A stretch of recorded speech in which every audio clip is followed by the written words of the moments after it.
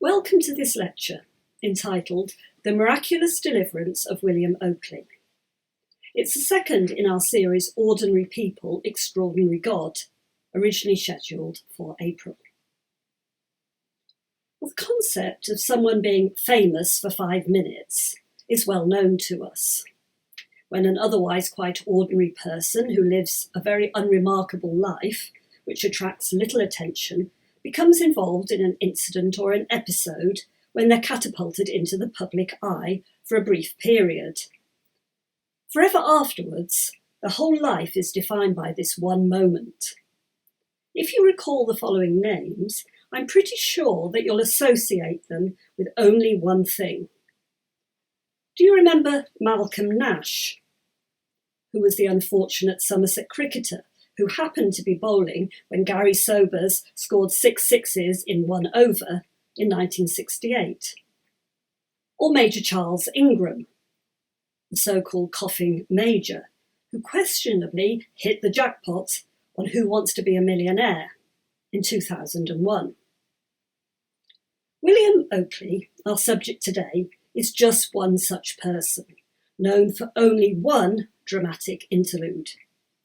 Despite the best efforts of historians to discover basic facts like the dates of his birth, marriage or death, or his occupation, so far nothing has been traced. The only thing that we have is William Okeley's own detailed record of his extraordinary experiences that covered a 5-year period between June 1639 and June 1644. Just to put it into context, this occurred during the time that Susanna Bell was living with her family in New England. As we shall see, Okeley too became an exile from his native land, but in very different circumstances. Okeley's account, which didn't appear in print until 1675, 30 years after the events he describes, is a true life adventure story. Today, you could imagine it being made into a film, perhaps starring Tom Cruise or Harrison Ford. And it's interesting that he chooses a ghostwriter, which we think of as being a relatively modern thing, to help him tell the tale. And this suggests that perhaps he wasn't a very educated man, or at least not one who had any confidence in his writing abilities. Several ministers urged him to publish his narrative, but he says that he couldn't be persuaded until a friend taught it, quotes, to speak a little better English. However, he assures his readers that although the trimming and form is another's, the stuff and matter is my own. He also avers that everything is completely true and he's resisted any temptation to over-sensationalise. Essentially, like Susanna Bell's memoirs, William Okeley's book is a story of God's providence, running like a string of pearls through everything that happened to him. Thus, Okeley stresses that he's writing with a purpose, not merely to entertain. In the preface, he urges all who read or hear his story to consider seriously whether you have not had many eminent personal deliverances in one kind or another, which this marvellous providence of God towards me may not refresh your memory withal. And if our memories are refreshed, this should awaken us to a new thankfulness to God for all the benefits that he has blessed us with. And this is why Okeley entitles his book Ebenezer, or a small monument of great mercy appearing in the miraculous deliverance of William Okeley. By publishing this biography, Okeley wishes to raise his own personal memorial to God's providence in his life, by testifying to the world, as the prophet Samuel did in 1 Samuel 7, verse 12, when, after a great deliverance of the people of Israel from the might of the Philistine army, quotes, Samuel took a stone and set it between Mizpah and Shen, and called the name of it Ebenezer, saying, Hitherto hath the Lord helped us. And this book is Okeley's Ebenezer, his stone of gratitude for God's providential deliverance. The lecture will follow Okeley's story chronologically from beginning to end and conclude with the 8 spiritual lessons that he draws from what has happened to him. The story opens in June 1639, with William setting off from Gravesend aboard the Mary of London, on a voyage bound for the Isle of Providence in the West Indies. Providence Island is a small rocky outcrop, lying about 120 miles east of the coast of Nicaragua, and is now part of Colombia. Providence Island Company had set up the colony in 1631. They were a group of zealous Puritan earls and lords who were concerned about the way things were going in England. Their aim was to establish a base for the Reformed religion in Central America, in the very heart of Spanish territory. And they wanted to challenge the Spanish Catholic dominance of the area at a time when Spanish Habsburg forces were annihilating Protestant churches across continental Europe. And it was part of the same initiative that saw the planting of a settlement in Massachusetts, the destination of Susanna Bell. And initially it was envisaged that Providence Island would become the more important of the 2 colonies, and that, with its warmer climate and fertile soil, would be the place to which the northern settlers would eventually migrate. In many ways, the 2 Puritan settlements were in competition for potential colonists. But it wasn't long before Massachusetts decisively won that rivalry. Tens of thousands went there, whereas only a few hundred were persuaded to go to Providence Island. And things didn't work out on Providence Island for a variety of reasons, not least the ever-present threat of Spanish attack, which finally resulted in the extinction of the colony in 1641, after only a decade. By 1639, when Okeley set off for Providence Island, it was an unhappy, divided place, which for economic and defence reasons had been forced to adopt practices far from its original vision. Okeley must have been a young man at the time, but he doesn't tell us what he was going there to do. We know he was not a skilled craftsman, but it's possible that he was a young merchant, or merchant servant, or even an indentured servant who would work for a period of time on the plantation with the promise of freedom and land at the end of the term. Well, the ship that Okeley was on, laden with cargo of supplies and about 60 passengers and crew, was joined by another 2 ships as it made slow progress along the channel, stopping off at the Isle of Wight. 6 days after setting sail from the Isle of Wight, they spotted 3 ships, 3 or 4 leagues to their leeward side.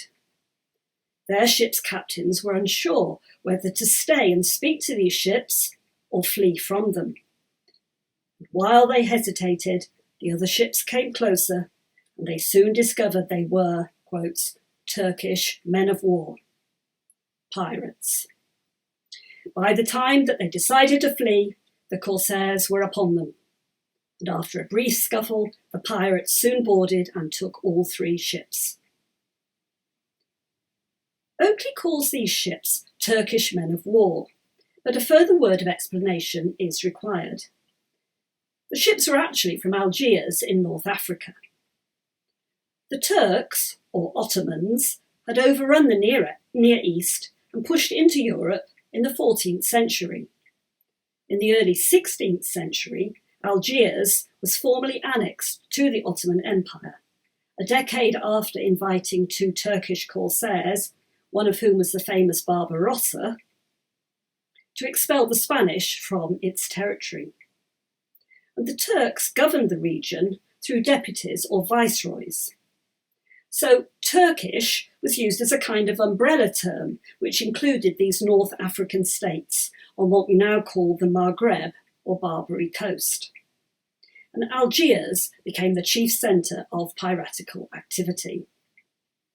And for over 3 centuries, from about 1500 to 1800, Barbary pirates or corsairs terrorised the Mediterranean, but also operated in the Atlantic. They seized the inhabitants of coastal villages in Spain and Italy, as well as capturing ships of all nationalities, commandeering their cargoes and enslaving their crews and passengers. And one historian has estimated that about 1.5 million white slaves from Christendom were taken by these Muslim marauders in those 3 centuries. And this is small compared to the 12 million black Africans shamefully enslaved by white colonialists, but shocking nonetheless. And although 17th century English people were very well aware of the problem, Samuel Pepys refers to meeting 2 ex-Algerian slaves in London in 1661. It's a story which is largely forgotten in modern times. Well, the pirates had a twofold purpose in taking all these people. First, to demand lucrative ransoms for the slaves' return. And this became a business in itself, with 2 Catholic missionary orders, the Trinitarians and the Mercedarians, being set up in the 16th century to facilitate the collection of money and negotiate the redemption of slaves on behalf of European states. Second, if ransoms were not forthcoming because the captives or their families were too poor, the purpose was to utilise them as slaves within their empire. And the whole system in the major cities of North Africa, Algiers, Tunis, Tripoli, Salé, was based on slavery. Slaves were deployed in construction, in households, on farms, or worst of all, in the galleys, where men would be chained hand and foot for weeks in blazing heat and whipped mercilessly to make them row faster. If you were one of the 10% of females captured, you might well end up in a harem. Generally, slaves were regarded as a money-making opportunity for their masters, or patrons, as they called them. So, back to Okeley's story.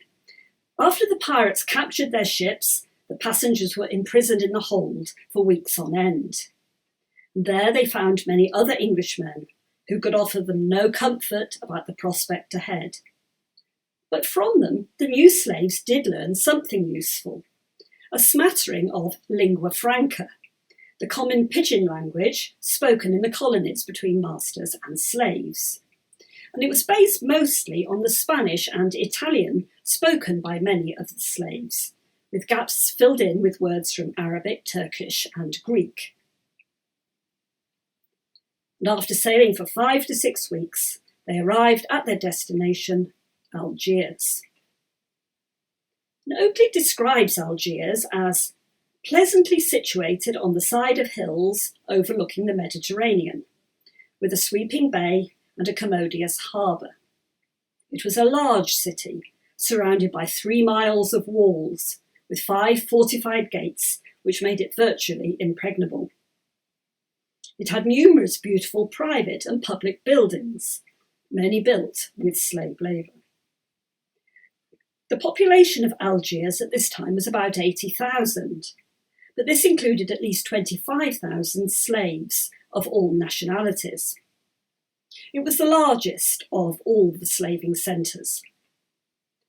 Okeley says that Algiers was, quotes, infamous for being the nest of those Turkish corsairs which have long tyrannised the neighbouring seas. And although it may have been a fair city, dryly comments, there is no such thing as a fair prison. The first night ashore, the new slaves were locked down in a deep, nasty cellar, or bagnio, the name being taken from bathhouses, but now were foul prisons. It was customary for all slaves who'd been occupied in various tasks throughout the city in the day to be locked down in these bagnios every evening. The viceroy had his first pick of 10% of the best slaves, and the remaining slaves were driven to market like beasts on the next market day, where they were paraded up and down, bidders shouted out offers, and there was much haggling. Their limbs were felt, and their mouths were looked into like horses. But not to determine age, but rather to see what their teeth were like. A full set of grinders increased your price, because this meant you were capable of chewing the hard black bread, which was a staple food. If you couldn't eat, you couldn't work. Hands were examined. If you had calloused and brawny hands, you would be good for hard manual labour. But soft, delicate hands might indicate a wealthy gentleman or merchant for whom a big ransom could be expected. And they would be regarded as an investment and might hope for better treatment. But some of the slaves were in such a poor condition and so plentiful that it was said that on occasions they could be purchased for the price of an onion. Okeley does not express any expectation of being ransomed, but for others of higher status captured with him, this was a possibility. John Butler, a mining expert, was the subject of a £50 advance from the Providence Island Company towards his ransom, though we don't know if it was actually achieved. Another slave from the Mary, John Simons, wrote to Lord Mandeville in November 1639, describing the awful plight of the 2,000 or so English slaves in Algiers and appealing for assistance. And it's estimated that not more than 3 to 4% of slaves could hope to be ransomed, and that nearly a sixth of slaves died each year. And over the next few years, Okeley had the opportunity to observe many things about the society that he now lived under. He perceived that many of the Muslims were hypocritical in their profession. While, for example, they strictly observed Ramadan during the day, they indulged in feasting and drunken revelry at night. Often slaves were pressed to forsake Christianity to become Muslims, turn Turk, or take the turban, as it was commonly called. This involved public circumcision and the giving of a new Islamic name. These converts were called renegados, or renegades, and officially they were no longer slaves and were thus exempt from service on the dreaded galleys. But woe betide any who subsequently changed their mind. Their masters would show no mercy to any who revolted from Islam once they had professed it. Okeley tells of a Spanish friar who had converted to Islam. When he later renounced the faith, he was burnt to death. A drunken slave who turned renegado but continued to drink was punished by hundreds of violent blows. But the threat of arbitrary cruelty always hung over the slaves. They could be savagely beaten at will. A patron would suffer greater penalties for killing his horse than his slave. But Okeley cynically comments that their cruelty was only exceeded by their covetousness, saying, "Could they make as much of us dead as they make alive, we were well assured which way it would have gone with us." One of the most popular methods of punishment was by the battoon, whereby the victim's legs were inserted into a piece of wood from which he was hung upside down, his weight resting on his neck and shoulders, and beaten on the soles of his feet with a short truncheon, as many blows as were ordered. And this resulted in lameness, if not worse. William Okeley was sold to a tagareen, that is, someone whose family was descended from the Moors expelled from Spain by Ferdinand the Great in the 16th century. Shakespeare's Moor of Venice, Othello, was similarly proud to have this heritage. Okeley's new master was a quick-tempered man, and Okeley's naivety nearly cost him his life right at the outset of his captivity. When he was taken into his master's house, his master's father insulted his Christian faith. Okeley hadn't yet been broken by bondage, so he answered back by insulting the Prophet Muhammad, not a wise thing to do. Okeley narrowly escaped with his life, saved only by the intervention of his master's wife. And Okeley says that from this episode, he learned that slaves must not expect to have free tongues or revile another's religion, however erroneous. For the first 6 months as a slave, Okeley was employed on various errands. He learned absolute obedience to whatever commands he was given. Then Okeley's master told him that he must go to sea in a ship, despite his pleas that he wouldn't be much use, as he knew nothing of the mariner's art. He must have had a deep fear of being a galley slave, or galliotti, and also worried that even if he was only handling tackle, he might be involved in fighting against other Christians. But his patron said he must go, and go I did. Okeley spent 9 weeks at sea, but in the providence of God he avoided the worst treatment. And when he returned to Algiers, Okeley's master, who was in financial difficulties, informed him that he was going to be leased out, which meant that he must find his own occupation in the city and pay his master $2 a month. Dire consequences would result if the due money wasn't paid on time. And this system of leasing out was in widespread use, and slaves would try to raise the required amount by running errands, carrying water from fountains, begging, setting up little stalls, or in desperation, stealing. Okeley was in an impossible situation. He'd been given no money to start up with, he had no useful trade, and there were so many other slaves competing with each other. Okeley had some hopes of learning a trade with an English tailor, but these came to nothing.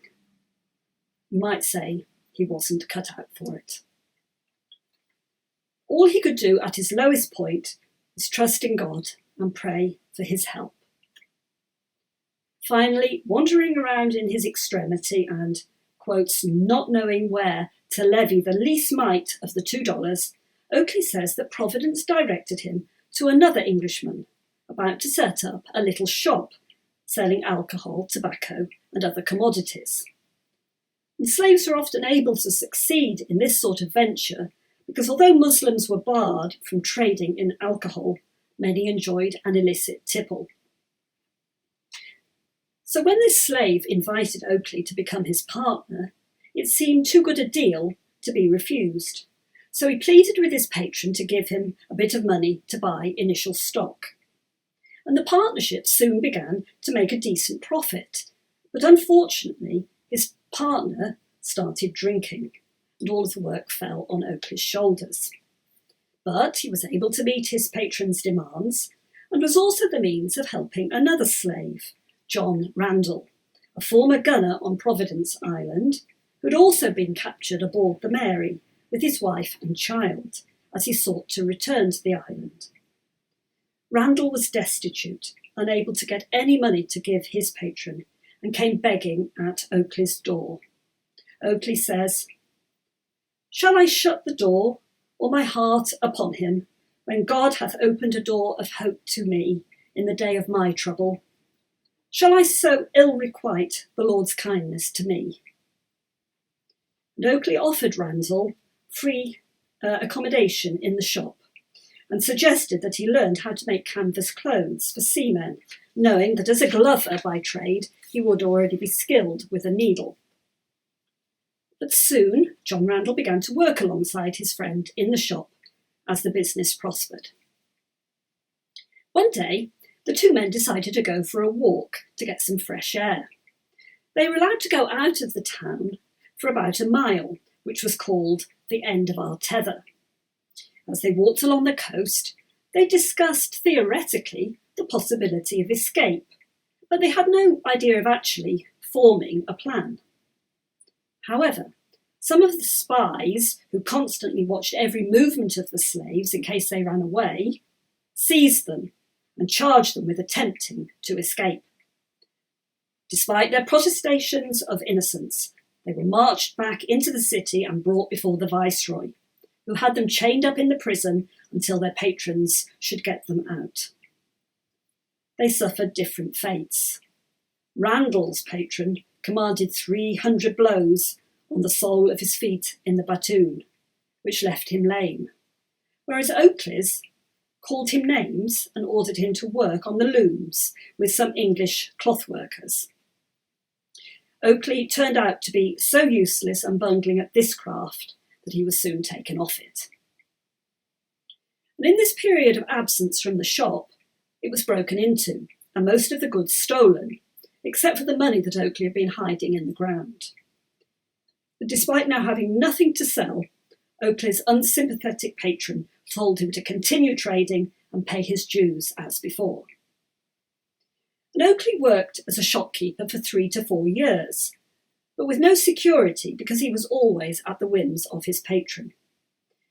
He says that as the years passed, the truth is, in time, we were so habituated to bondage that we almost forgot liberty and grew stupid and senseless of our slavery, and were in danger to be like those Israelites in Babylon in 1 Chronicles chapter 4, who being once settled, forgot Canaan and dwelt with the king for his work. And he continued, long bondage breaks the spirit.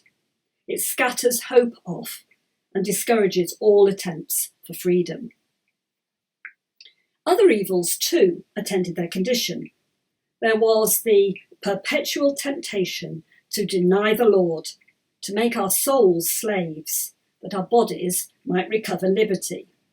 And Okeley is talking here about the temptation to renounce Christianity and become a Muslim, saying, how many have made shipwreck of faith that they might not be chained to the galleys?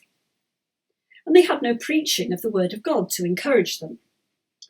There were Catholic chapels and priests in the bannios, which the masters allowed because it kept the slaves more compliant, as well as providing basic medical services and facilitating the ransom procedures. But at the time there were no evangelical English-speaking ministers among the slaves. But God had not forgotten them in their bondage. Okeley was soon able to report that God looked on our affliction and was pleased to mitigate the load of our captivity. A young minister of the gospel called Devereux Spratt, which is a wonderful fishy name for a sea story, well, he had recently been captured on an English ship as he attempted to flee from the troubles in Ireland and brought to Algiers as a slave. Okeley and a group of Christians among the existing slaves humbly asked Spratt if they might enjoy the benefit of his ministry, and they managed to scrape together some money from their meagre earnings to provide for him. And so Spratt preached 3 times a week to about 60 to 80 Protestant believers in a cellar. The masters didn't bother as long as they continued to pay their dues and didn't attempt to criticise Islam. Says Okeley, thus was our God pleased to give us the means of strengthening our faith and comforting our drooping spirits. And this benefit lasted for the rest of his captivity. But after Okeley's imprisonment, things seemed even more hopeless, with no prospect of deliverance from slavery. However, Okeley observes that it is often said, the night is always darkest towards daybreak, and God is often drawing nearer to us in mercy when we conceive he is departing further off in displeasure. Okeley's patron became bankrupt and was forced to sell off all his slaves to pay for his debts. Okeley didn't expect this to make much difference to him. He would still be a slave, just with a different master. But he prayed that God would save him from being sold to a cruel new patron.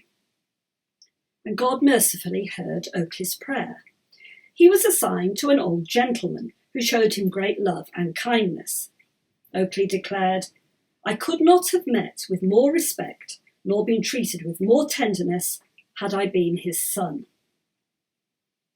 Well, this new master had a farm about 12 miles out of the city.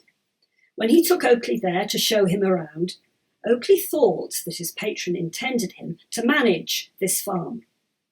And Okeley appreciated his master's kindness, but he realised that if he gave up his shop, he would lose any hope of ridding himself of slavery. He mused, Fetters of gold do not lose their nature, they are fetters still.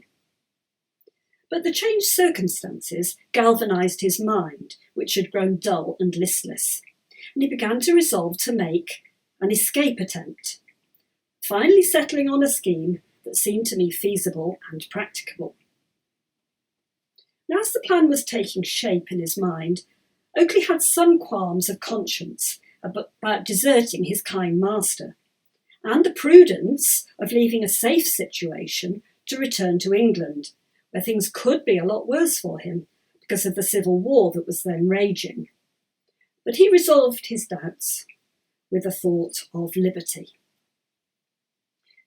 Once settled on a plan, Okeley wisely decided to run it past some impartial friends who he could trust to give their honest opinion. And the three men were people who wouldn't be involved in the plan itself for different reasons. The first was his minister, Devereux Spratt, who was already in the negotiation process for being ransomed himself. And secondly, an elderly saint called Robert Lake, who was too old to run the risk. And then his dear friend, John Randall, who was ruled out because he had a wife and child who couldn't be left behind. All three men judged the plan to have a possibility of succeeding and gave it their blessing. But there was a happy ending for these men too. It wasn't long before Devereux Spratt was released, and 2 years later, in 1646, Robert Lake and the Randall family were among the 244 captives redeemed in a mission sponsored by the English Parliament. Before revealing the plan to anyone, Okeley demanded that they swear an oath not to reveal it to a soul. As leader, Okeley ran the greatest risk if they were discovered. Look at what had happened before, when he was merely suspected of trying to escape. The difficult task of choosing accomplices for the scheme came next. Okeley had 3 criteria for selection. 1, they must have the necessary skills to build a boat. 2, they must be absolutely trusted to keep the plan secret. And 3, they must possess the physical and mental strength to execute the plan. And Okeley whittled it down to 7 people whom he judged fit to participate. The 7 were John Anthony, a slave for 15 years and a carpenter by trade. William Adams, 11 years a slave and a bricklayer. John Jeffs, 5 years a slave and a mariner. Another John, surname not given, 5 years a slave, another carpenter described as lusty and strong. And 2 unnamed men who were useful because they were employed in washing underwear at the seaside, so they had a legitimate reason to be there. And of course, William Okeley himself. The plan Okeley revealed to his new accomplices was to make a boat, which could be taken apart again, divided into parcels, which then could be smuggled out of the city, hidden and reassembled at the time of escape.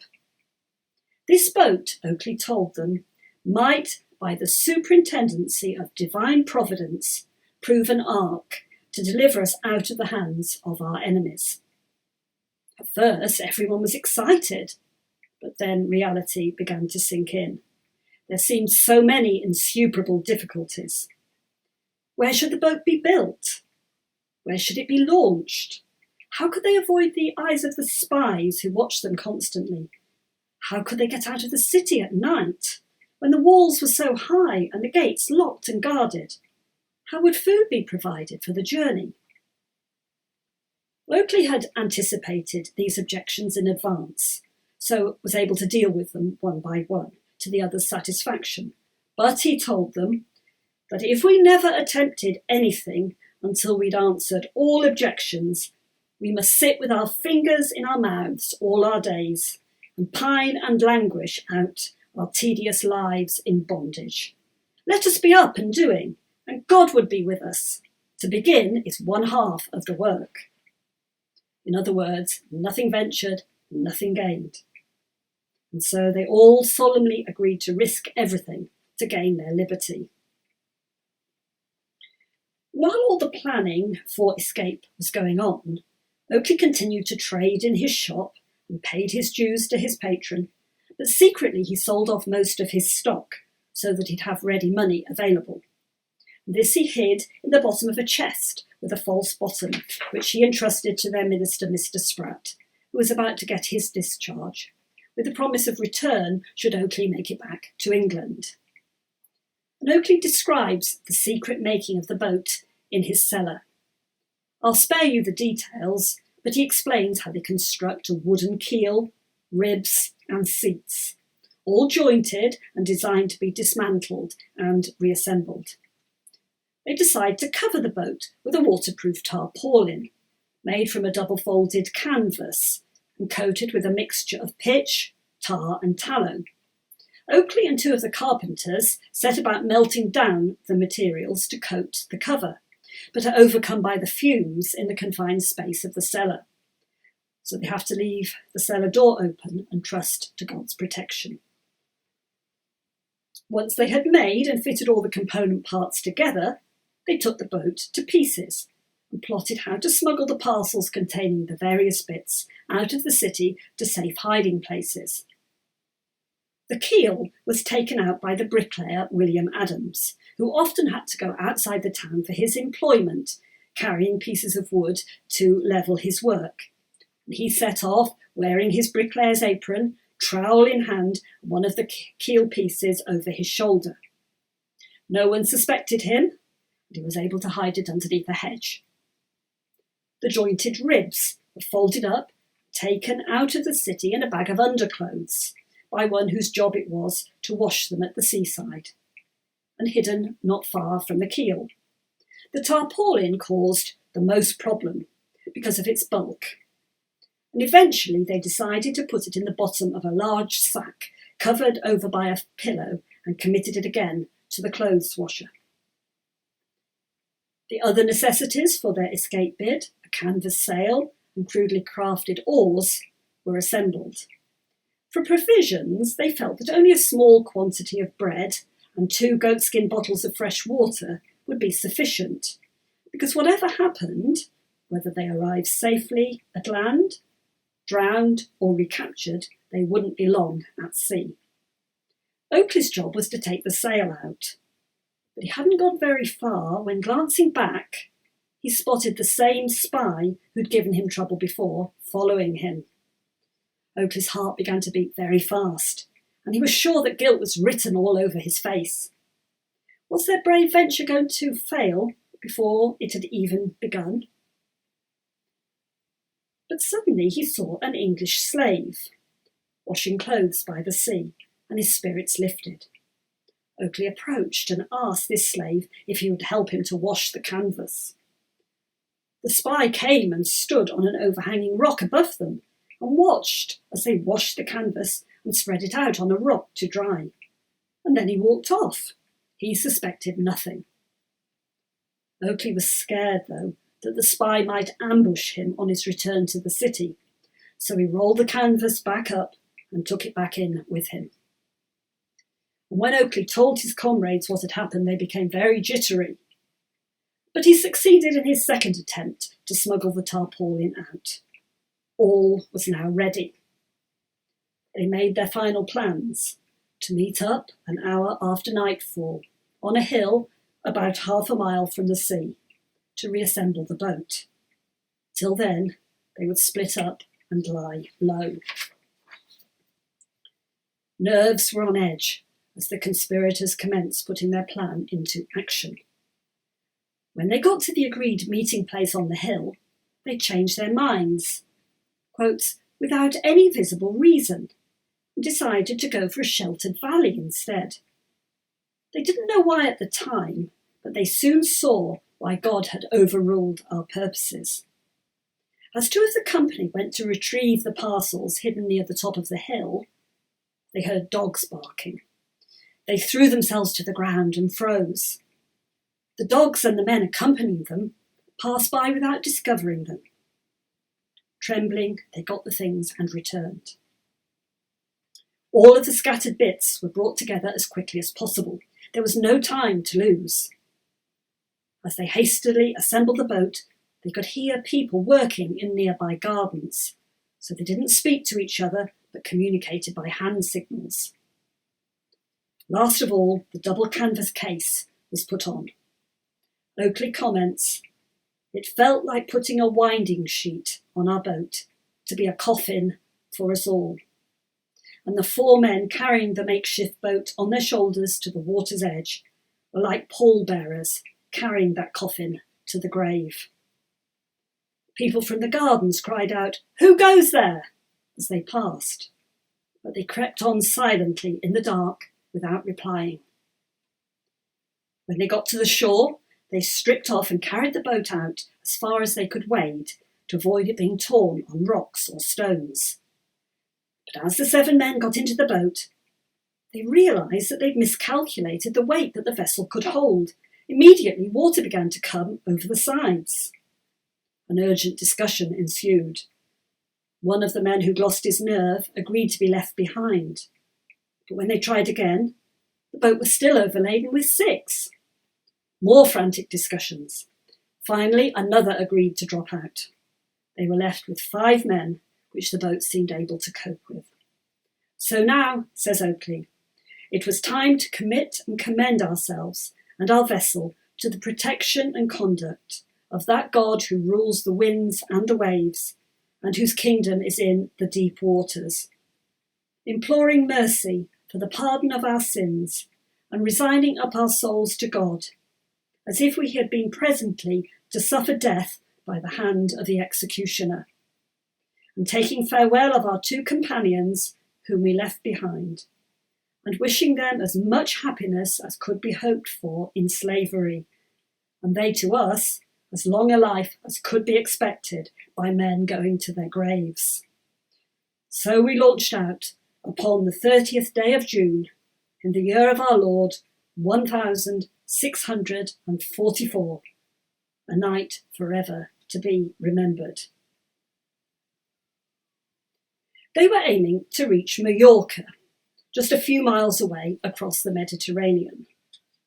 Okeley comments that we are now out at sea, without helm or pilot, without anchor, tackle or compass, but God was these, all these, and more than all these. With such a small company, they all had to pull their weight. They couldn't afford even one idle finger. 4 men worked continuously on the oars. The 5th was occupied bailing out water, which began to seep into the bottom of the boat. They worked really hard that first night, anxious to get out of the sight of their old masters. But when daylight broke, they were still within view of the ships that lay in the sea roads beyond the haven. Fortunately, their craft was so small and low in the water, which meant that they escaped notice. Fear of being captured and chained to the galleys made them redouble their efforts. They now discovered that their bread was ruined because it had been lying in seawater.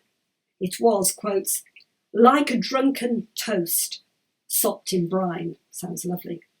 And the fresh water stank of the tanned skins of the bottles and made them nauseous when they drank it. However, driven on by hope and careful rationing, they carried on for 3 days without complaint before pale famine stared us in the face. Okeley says that they would have been glad to eat the grass and excrement that slaves on land were sometimes driven to. For drink, they had 2 choices, either seawater or their own urine. They chose the latter, he said, but after a while they had to drink the former to make the latter, and that only made them thirstier. And the wind was against them. They used all their strength in rowing just to stand still. They were exhausted, but were getting nowhere. It felt as if God must be against them too, and disheartened, they thought it might be better to return to Algiers. However, while they still had breath, they vowed to struggle on. And now, says Okeley, the great God interposed. He rebuked his wind, and it became our friend.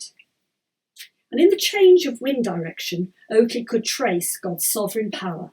It was perfect. Just a slight difference in direction or power of the wind would have led to them perishing in the deep. Okeley reflected, but we see that our times are in God's hand, the ocean in the hollow of the same hand, and happy it was for us that we and they were all there. The blazing sun scorched their naked bodies. The man bailing threw seawater over them in an effort to cool them, but this resulted in huge, painful blisters rising all over their skin. Okeley laments, great pain we felt, great danger we were in, great miseries we endured, great wants we were under, and we had nothing little but hope, food, and strength. One of the men had a pocket dial, which they used to steer their course by day, and at night they navigated by the stars when they were visible. And they continued in this desperate state for 4 days and nights. But as the 5th day dawned, they were on the brink of despair. They had no strength left. They laid down their oars, only carried on emptying the water. We were, says Okeley, loath to drown, loath to die, yet knew no ways to avoid death. Their only desire was that a passing ship might pick them up, even if it was an Algerian one that would take them back to captivity, like the children of Israel wishing to return to the slavery of Egypt. Okeley confesses, we would have accepted life upon any terms. But when they were at this dead ebb of hope, he says, God sent them some relief. Quotes, the great God, whose most glorious opportunity to help is his creature's extremity. This help came in the form of what Okeley calls a novelty of providence. A sea tortoise drifting in the sea, asleep, not far from them. Had the great Sir Francis Drake discovered the Spanish treasure fleet, Okeley says, he could not have more rejoiced. And Okeley describes how they were galvanised into action, rowing swiftly to the tortoise, dragging it into the boat, cutting off its head, drinking the blood, eating the liver, and sucking the flesh.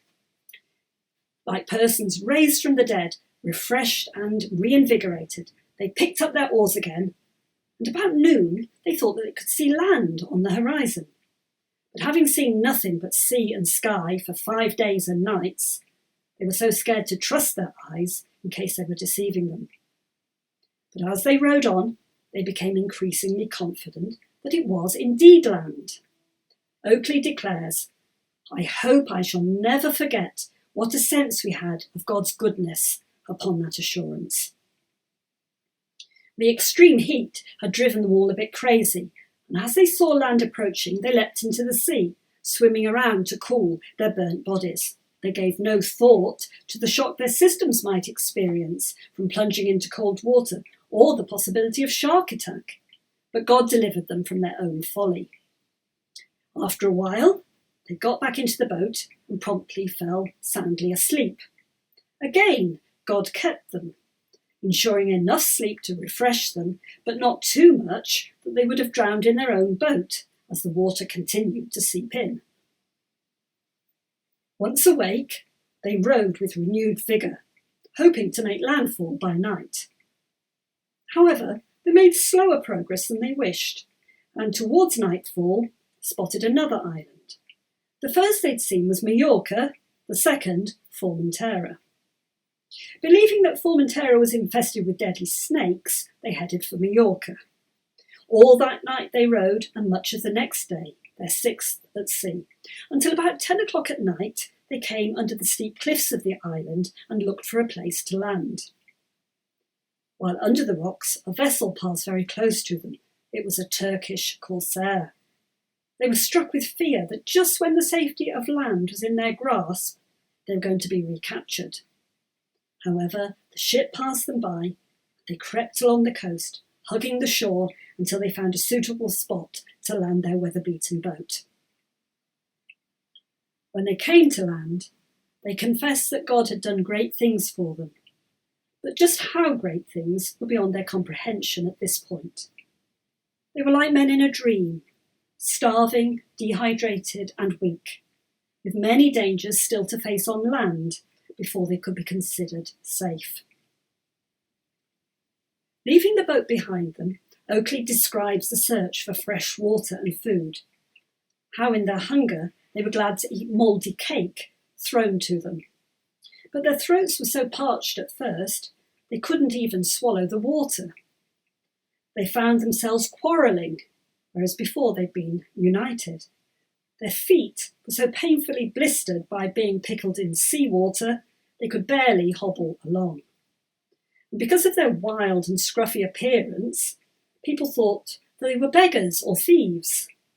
They were threatened with a shotgun at one point, but they also met with kindness as islanders gave them fresh food and drink. A crowd gathered round them as they entered the city of Palma, wanting to know who these ragged strangers were. The viceroy cross-examined them too, before ordering that they should be maintained at his expense until passage to their own country could be obtained. And Okeley was grateful for money collected by the local people to buy them clothes and food, but particularly for the reminder given him by a young man he met while walking around the city. This young man, on learning that Okeley was one of those who'd come over in the canvas boat, said, "It was not the little boat, but the great God that brought you over." And in the years that followed, Okeley remarked that he'd often thought about the young man's words and been challenged by the fact that he had not, quotes, hitherto more publicly owned God in his gracious and wonderful deliverance. And that was what motivated him to write of the great things that God had done for him. Okeley goes on to recount a series of providences which finally brought all of the men safe home from Majorca to England, saying, "The great God who began to work for us perfected his work concerning us." From Majorca, they travelled aboard a Spanish vessel to Alicante on the Costa Blanca. From Alicante, they got passage on an English ship bound for England. While sailing near Gibraltar, they were hotly pursued by Turkish pirates, but were able to take refuge in the harbour. Okeley and two of his companions were so shaken by this close shave that they went ashore at Gibraltar, while the other two opted to stay with the ship and actually arrived in England before them. Okeley and his two friends decided to travel to Cadiz by foot, which was a journey of about 60 miles or so. But before they set off, a small Spanish vessel bound for Cadiz arrived and offered them a free passage, so they arrived much more quickly. From Cadiz, they walked 12 miles up the coast to San Lucas, having heard that there they might catch a ship bound for England. The ship didn't really have space for them, but the young son of the ship's master successfully pleaded on their behalf. While waiting for their ship to embark, Okeley mentions the kindness of another English seafarer, Captain Goodson, who was in harbour at the same time. William Goodson was a fellow believer who became part of the independent congregation in Wapping, and he later served as Vice-Admiral in Cromwell's navy. Finally, the ship set sail for England, but it took 5 weeks to reach the Downs because of contrary winds. They set foot in England again in September 1644, with the country in the throes of civil war. And there, William Okeley's story ends. His little boat was hung up outside the church in Majorca, and its remains were seen by English visitors as late as 1671. Okeley lived for at least another 30 years after his escape, and he says that in the years since he has had, quotes, signal deliverances from eminent dangers, but we're not told what they were. It's possible that he may have associated with some of the radical church groups that flourished in London and the home counties during Cromwell's protectorate. In those circles, Okeley may well have heard the preaching of Thomas Brooks, a friend of Captain Goodson. He may even have come across Susanna Bell, but this is all conjecture. But there is a dark irony to William Okeley's story, of which he may have been unaware. His experience involved Islamic piracy and slavery. But if he'd arrived in Providence Island, he would have witnessed Christian men overseeing the toil of black slaves, some of whom had been captured by English pirates from the Spanish. A few of those slaves attempted to escape in boats stolen from their masters. If Okeley had lived on Providence Island, he might not have reached the opinion with which he justified his escape bid, that man is too noble a creature to be made subject to a deed of bargain and sale. The academic historian Karen Kupperman points out the hypocrisy of the Providence Island Puritan slave owners, who, with an avowed intention of bringing true religion to the heathen, nevertheless made no attempt to teach their slaves about Christianity, because if this led to their conversion, they would be rendered unfit for slavery. And she concludes that these staunch Puritans thus turned their back on human beings in need, men and women who were in their power. A system in the colonies which afforded opportunities for young English men and women to end their servitude, she says, ultimately turned planters in the direction of unending servitude for African men and women who were forced to accept an odious condition. So, in conclusion, William Okeley lists 8 lessons that he wishes his readers to learn from his narrative. 1. Learn to acknowledge God in all things. The sovereign God, states Okeley, can accomplish the most noble works with the most unfit instruments.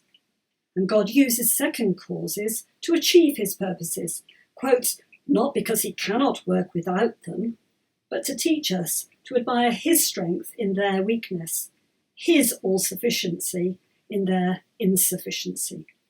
And he goes on, the same God who in an ark of bulrushes preserved Moses, and in another ark saved Noah, in a small canvas sculler, which was our ark, wafted us over the ocean and brought us all safe to land. As God is seen in the smallest works of his creation, so in the smallest instruments of his providence. The glory of the great wise King shines greatly in the smallest thing. Indeed, our whole passage was wonder. 2. Learn to strengthen your faith against doubting objectors. Many people, says Okeley, like to devise clever arguments to disprove the historical providences of God recorded in the Old Testament, such as the preservation of Noah and his family in the ark. But the experiences of Okeley and his companions are a living testimony to such things really happening. If you can believe our story, he says, that God could preserve the lives of 5 useless, ordinary people in a poorly constructed canvas boat, without anchor, compass or proper provisions, after 6 days at sea, and land them safe on land, then far more easily can you, quotes, credit the report how the same God should preserve 8 persons, upon whose lives the repeopling of the whole world did depend, in a vessel of most exact proportions, strongly built and well laid in with all manner of provision. 3. Learn not to overlook God's providences in your own life. And Okeley warns his readers not to be so caught up with the miraculous providences of God so apparent in his story that they overlook how God has been working in their own lives, every moment of every day. Your experiences, he says, may not be so dramatic or unusual, yet may have in them as much of real power, wisdom and goodness. Okeley asks, dost thou admire God in our preservation? Learn to admire him in thy own. Art thou surprised with wonder that we were kept a few days when there was not half an inch between us and death? Consider, God has kept thee many days and many years, and every minute of those many days and years, when there was but a hair's breadth between thee and death. Dost thou then admire how God preserved us alive in a vessel of cloth? Admire that God that holdeth thy soul in life, and that in a more frail vessel, a vessel of clay. Dost thou still wonder we were not blown over with every breath of wind?